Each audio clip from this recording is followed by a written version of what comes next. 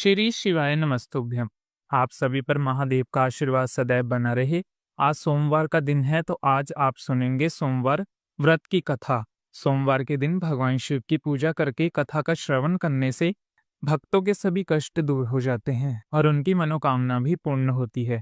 कथा का शुभारंभ करने से पहले आइए सब मिलकर भगवान शिव का स्मरण करें, जो संसारिक भय को हराने वाले हैं और देवताओं के स्वामी हैं, जो गंगा जी को धारण करते हैं, जिनका वृषभ वाहन है, और जो अंबिका के ईश हैं, जिनके हाथ में खटवांग त्रिशूल और वरद अभय मुद्रा है। उन संसार रोग को हरने वाले आदित्य औषध रूप भगवान शिव को हम सब प्रणाम करते हैं। अर्धनारेश्वर स्वरूप अर्थात भगवती पार्वती, जिनका आधा अंग है, जो संसार की सृष्टि सृष्टि और प्रलय के कारण हैं, जो आदि देव हैं, विश्वनाथ हैं, विश्व विजय और मनोहर हैं। संसारिक रोगों को नष्ट करने के लिए अद्वित और औषध रूप उन गृष अर्थात शिव जी को हम सब प्रातःकाल नमस्कार करते हैं, जो अंत से रहित आदि देव हैं, वेदांत से जाने योग्य पाप रहित और महान पुरुष हैं, तथा जो नाम आदि भेदों से रहित विकारों से शून्य अर्थात विकार रहित हैं और संसार रोग के हरने के निमित्त अद्वित औषध हैं। उन शिव जी को हम सब प्रातः भजते हैं। आइए अब सुनिए सोमवार व्रत कथा। पौराणिक कथा के अनुसार अमरावती नगर में एक धन व्यापारी व्यापार करता था। दूर दूर तक उसका व्यापार फैला हुआ था। नगर में उस व्यापारी का सभी लोग बहुत मान सम्मान करते थे। इतना सब कुछ होने पर ही व्यापारी मन से बहुत दुखी था, क्योंकि उस व्यापारी का कोई पुत्र नहीं था। दिन रात बस उसे एक ही चिंता सताती रहती कि उसकी मृत्यु के बाद उसके इतने बड़े व्यापार और संपत्ति को कौन संभालेगा। पुत्र प्राप्ति की इच्छा से वह व्यापारी हर सोमवार भगवान शिव व्रत पूजा किया करता। सायंकाल को वह व्यापारी शिव मंदिर में जाकर भगवान शिव के सामने घी का दीपक भी जलाता। उस व्यापारी की भक्ति देखकर एक दिन देवी पार्वती ने भगवान शिव से कहा, हे प्रभु, ये व्यापारी आपका सच्चा भक्त है। कितने दिनों से ये सोमवार का व्रत और पूजा नियमित कर रहा है। भगवान आप इस व्यापारी की मनोकामना अवश्य पूर्ण करें। तब भगवान शिव ने मुस्कुराते हुए कहा, हे पार्वती, इन संसार में सबको उसके कर्म के अनुसार फल प्राप्त होता है। प्राणी जैसा कर्म करते हैं वैसा ही फल मिलता है। इसके बाद भी देवी पार्वती नहीं मानी। उन्होंने बार बार आग्रह करते हुए कहा, हे महादेव, हे प्रभु, आपको इस व्यापारी की इच्छा पूर्ण करनी ही पड़ेगी। ये आपका अनाय भक्त है।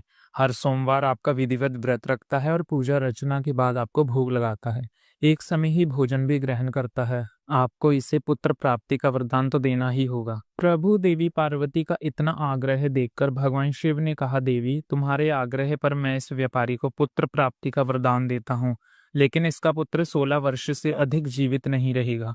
उसी रात भगवान शिव ने स्वप्न में उस व्यापारी को दर्शन देकर उसे पुत्र प्राप्ति का वरदान दिया।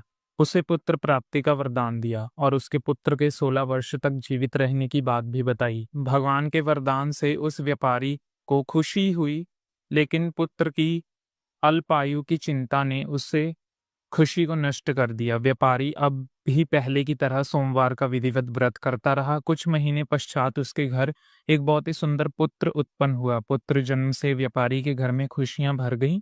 धूमधाम से पुत्र जन्म समारोह मनाया गया। व्यापारी को पुत्र जन्म की अधिक खुशियां नहीं हुई, क्योंकि उसके पुत्र की अल्पायु के रहस्य का पता था, लेकिन ये रहस्य घर में किसी और को मालूम नहीं था। विद्वान ब्राह्मणों ने इस पुत्र का नाम अमर रखा। जब अमर 12 वर्ष का हुआ तो शिक्षा के लिए उसे बनारस भेजने का निश्चय किया। व्यापारी ने अमर के मामा दीपचंद को बुलाया और कहा कि अमर को शिक्षा प्राप्त करने के लिए बनारस छोड़कर आओ। अमर अब अपने मामा के साथ शिक्षा प्राप्त करने के लिए चल दिया। रास्ते में जहां भी अमर और दीपचंद रात्रि विश्राम के लिए ठहरते, वहीं यज्ञ करते और ब्राह्मणों को भोजन भी कराते थे। लंबी यात्रा के बाद अमर और दीपचंद एक नगर में पहुंचे। उस नगर के राजा की कन्या के विवाह की खुशी में पूरे नगर को सजाया गया था।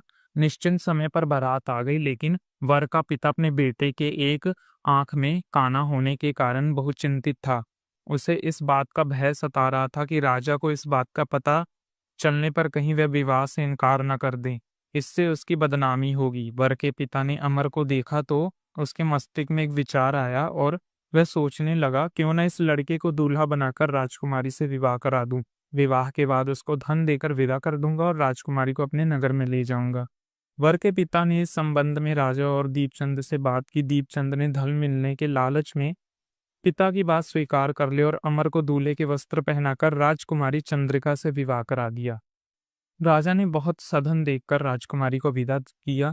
अमर जब लौट रहा था तो सोच नहीं छिपा सका और राजकुमारी के दुपट्टे पर लिख दिया, राजकुमारी चंद्रिका, तुम्हारा विवाह तो मेरे साथ हुआ था। मैं तो बनारस में शिक्षा प्राप्त करने जा रहा हूँ। अब तुम्हें जिस नवयुवक की पत्नी बनना पड़ेगा वह कान्हा है। जब राजकुमारी ने अपने दुपट्टे पर लिखा हुआ पढ़ा तो उसने काने लड़के के साथ जाने से इनकार कर दिया। राजा ने सब बात जानकर राजकुमारी को महल में रख लिया। उधर अमर अपने मामा दीपचंद के साथ बनारस पहुंच गया। अमर ने गुरुकुल में पढ़ना प्रारंभ किया। अमर की आयु 16 वर्ष की हुई तो एक यज्ञ किया। यज्ञ की समाप्ति पर ब्राह्मणों को भोजन कराया और खूब अन्न वस्त्र दान किए। रात को अमर अपने शयन कक्ष में सो गया। शिवजी के वरदान के अनुसार शयनावस्था में ही अमर के प्राण पखेरु उड़ गए। सूर्योदय पर मामा अमर को मृत देखकर रोना पीटने लगा। आसपास के लोग भी एकत्रित होकर दुख प्रकट करने लगे। मामा के रोने विलाप करने के स्वर समीप से गुजरते हुए भगवान शिव और माता पार्वती ने भी सुने। तब माता पार्वती ने भगवान से कहा, प्राणनाथ, मुझे इसके रोने का स्वर सहन नहीं हो पा रहा, इस व्यक्ति के कष्ट को अवश्य दूर कीजिए। भगवान शिव ने देवी पार्वती के साथ अदृश्य रूप में जाकर अमर को देखा तो पार्वती जी ने बोला, देवी, ये तो उसी व्यापारी का पुत्र है जिसको मैंने 16 वर्ष की आयु का वरदान दिया था। आज उसकी आयु तो पूरी हो गई। देवी पार्वती ने फिर भगवान से निवेदन किया, प्राणनाथ, आप इस लड़के को जीवित कर दीजिए, नहीं तो इस लड़के के माता पिता पुत्र की मृत्यु के कारण रो रो कर अपने प्राणों को त्याग देंगे। इस लड़के का पिता तो आपका परम भक्त है, वर्षों से सोमवार का व्रत करते हुए आपको भोग लगा रहा है। माता पार्वती के बार बार आग्रह करने पर भगवान शिव ने उस लड़के को जीवित होने का वरदान दे दिया और कुछ ही क्षणों में वह जीवित होकर उठ बैठा। फिर शिक्षा प्राप्त करके अमर मामा के साथ अपने नगर की ओर चल दिया। चलते हुए उसी नगर में पहुंचा जहां अमर का विवाह हुआ। उस नगर में भी अमर ने यज्ञ का आयोजन किया। समीप से गुजरते हुए नगर के राजा ने यज्ञ का आयोजन देखा। तब राजा ने अमर को तुरंत पहचान लिया। यज्ञ समाप्त होने पर राजा अमर और उसके मामा को महल में ले गए और कुछ दिन उन्होंने महल में रखकर बहुत सारा धन वस्त्र देकर राजकुमारी के साथ विदा कर दिया। रास्ते में सुरक्षा के लिए राजा ने बहुत से सैनिक को भी साथ भेजा। दीपचंद ने नगर में पहुंचते ही एक दूत को घर भेजकर अपने आने की सूचना भेजी। बेटे अमर के जीवित वापस लौटने की सूचना से व्यापारी बहुत प्रसन्न हुआ। व्यापारी ने अपनी पत्नी के साथ संयम को एक कमरे में बंद रखा था। भूखे प्यासे रहकर व्यापारी ने और उसकी पत्नी ने बेटे की प्रतीक्षा कर रहे थे। उन्होंने प्रतिज्ञा कर रखी थी, यदि उन्हें अपने बेटे की मृत्यु का समाचार मिला तो वह दोनों ही अपने प्राण त्याग देंगे। व्यापारी अपनी पत्नी और मित्रों के साथ नगर के द्वार पर पहुंच गया। अपने बेटे का विवाह समाचार सुनकर पुत्र वधू राजकुमारी चंद्रिका को देखकर उसकी खुशी का ठिकाना नहीं रहा। उसी रात भगवान शिव ने व्यापारी के सपने में आकर कहा, श्रेष्ठी, मैंने तेरे सोमवार के व्रत करने और व्रत कथा सुनने से प्रसन्न होकर पुत्र को लंबी आयु का वरदान दिया।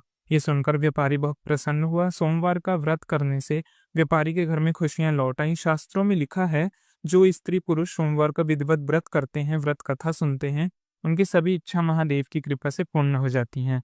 सोमवार व्रत कथा समाप्त हुई। इसी तरह की ज्ञानवर्धक जानकारियां प्राप्त करते रहने के लिए यदि आप सब पहली बार चैनल पर आए हैं तो चैनल को सब्सक्राइब करें और साथ ही में बेल आइकन घंटी को अवश्य दबाएं ताकि आने वाली व्रत कथाओं की वीडियो के नोटिफिकेशन सबसे पहले आप तक पहुंच सके। मिलते हैं आपसे अगली वीडियो में, तब तक के लिए हर हर महादेव।